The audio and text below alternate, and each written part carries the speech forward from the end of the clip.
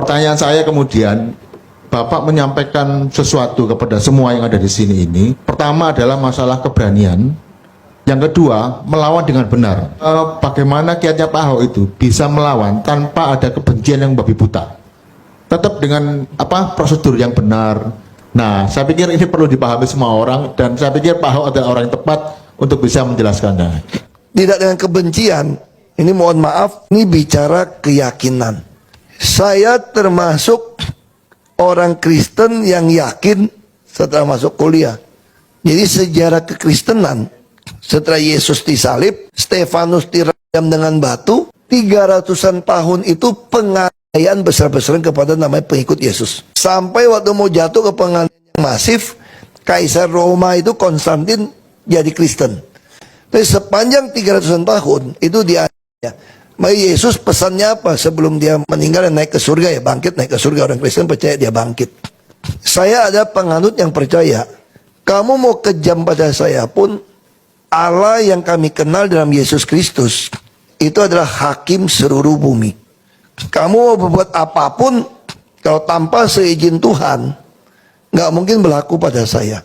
Saya diizinkan oleh Allah, maka bisa masuk ke dalam Makobrimob.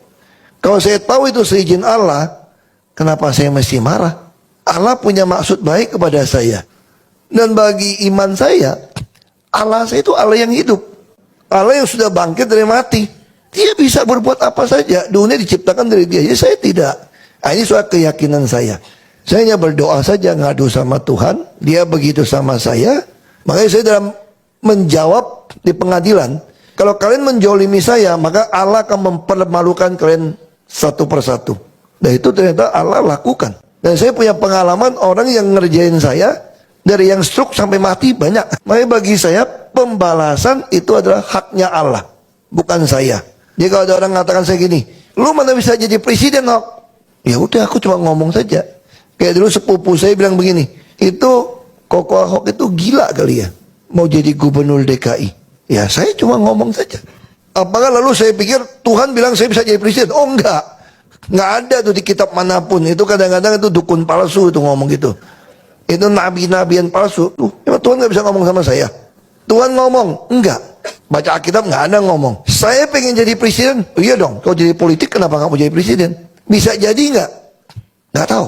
Makin orang nekan saya, makin mau potong saya supaya nggak jadi presiden, saya makin mau jadi presiden. Masa saya nggak boleh punya keinginan jadi presiden? Lalu orang marah. Ya marah, kalau urusan kamu lah. Aku nggak mau pusing. Kalau satu hari kita nggak bisa jadi presiden, kita mulai hitung-hitungan aja nih. Ngapain? Kita nggak punya hak yang sama. Nah sayangnya di antara kita, terutama orang turunan, nggak yakin dong nggak. Jadi yang paling sering marahin saya itu justru orang turunan Tionghoa dan Kristen, dianggap membahayakan orang Tionghoa. Saya kenapa disingkirkan? Kalau Ahok menang juga repot kita. Demo terus. Lu tangkap yang demo dong. Masa gua yang disingkirin?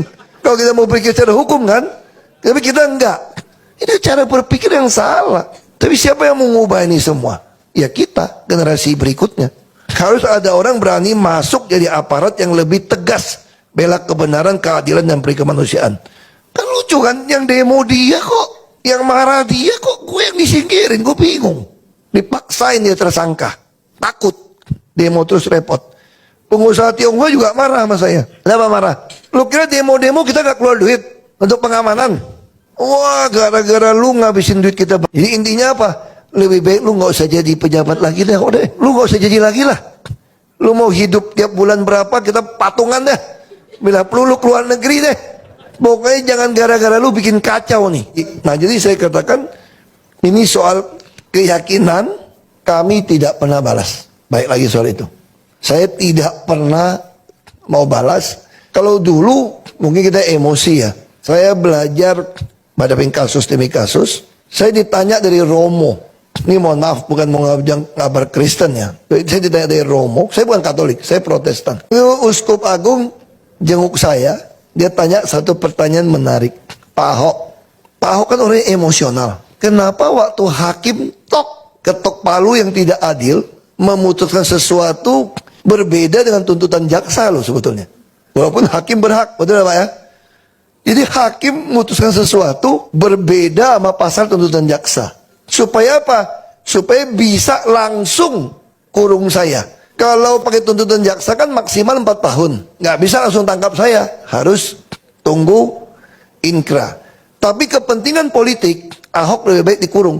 Kalau tidak dikurung, bunganya datang gitu banyak. 1.000 lebih orang datang ke balai kota sampai Oktober. Apa nggak kacau balau ibu kota? Satu-satu cara, masukin dia. Taruh di Cipinang, bahaya juga. Kalau terbunuh gimana?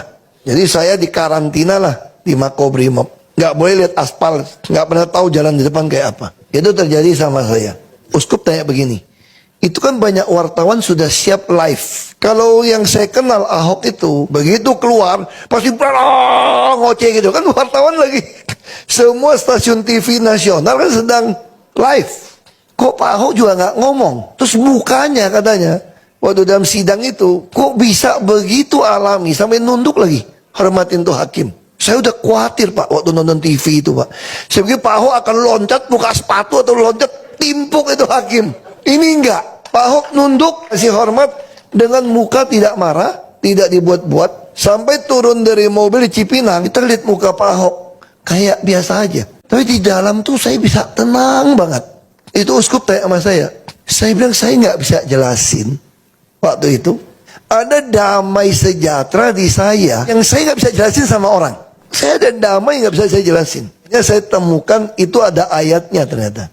Di Filipi 4 ayat 7. Dan kamu akan mengalami damai sejahtera Allah yang melampaui segala akal pikiran manusia. Damai sejahtera Allah ini akan memelihara hati dan pikiranmu dalam Kristus Yesus. Artinya apa? Anugerah. Jadi Allah saya mengizinkan ini terjadi pada saya. Dia juga memberikan anugerah damai sejahtera pada saya saat itu. Ini anugerah. Makanya saya bisa langsung melihat ke sejarah 500 tahun yang lalu ketika kaum reformator dibakar hidup-hidup oleh putusan gereja juga, mereka bisa sambil dibakar sambil nyanyi himne dukung satu dengan yang lain. Itu yang membuat John Calvin seorang pengacara jadi bertobat menjadi teolog Kristen Calvinis. Ya, dia melihat orang dibakar punya damai sejahtera. Lalu dia masuk ke dalam Alkitab, saya cerita sama uskup itu. Ketika Stefanus ditimpuk mau mati, dia nggak marah, dia malah berdiri. Minta Tuhan terima rohnya dia. Kalau kita balik ke Yesus sendiri, orang Kristen percaya Yesus itu adalah 100% manusia, 100% Allah. Jadi firman Tuhan jadi manusia itu Yesus. Mereka ketika Yesus disalib, roh Allah meninggalkan dia. Harusnya secara psikologi dia teriak. Mereka dia teriak, Allah Allah mengapa kau tinggalkan aku?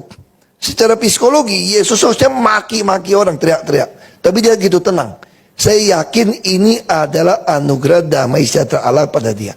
Itu yang saya alami. Jadi saya percaya kalau Allah mengizinkan seorang jadi martir, ditembak pun, dihukum pancung pun, dia pasti punya damai sejahtera itu. Asal itu dari Allah. Dan dia tahu Allah nggak pernah salah. Ini anugerah. Lalu yang kedua saya bilang, ini memang usaha kita. Ini Kolose 3 ayat 15. Hendaklah, berarti kita mesti lakukan nih. Hendaklah damai sejahtera Kristus memerintah hatimu. Sebagaimana kamu dipanggil menjadi satu tubuh dan bersyukurlah. Ini kita lakukan. Maka saya minta damai sejahtera Kristus yang mati di kayu salib, yang dihina orang ada jin itu, memerintah hati saya. Dan saya penuh ucapan syukur. Jadi saya bilang itu yang saya alamin. Dia kalau Bapak tanya, kenapa bisa, cara gimana? Saya bilang ini anugerah dan usaha. Saya percaya ketika Allah mengizinkan sesuatu terjadi dan kita bisa bersyukur menerima itu, tahu ini adalah kehendak Allah, pasti kita akan dapatkan damai sejahtera.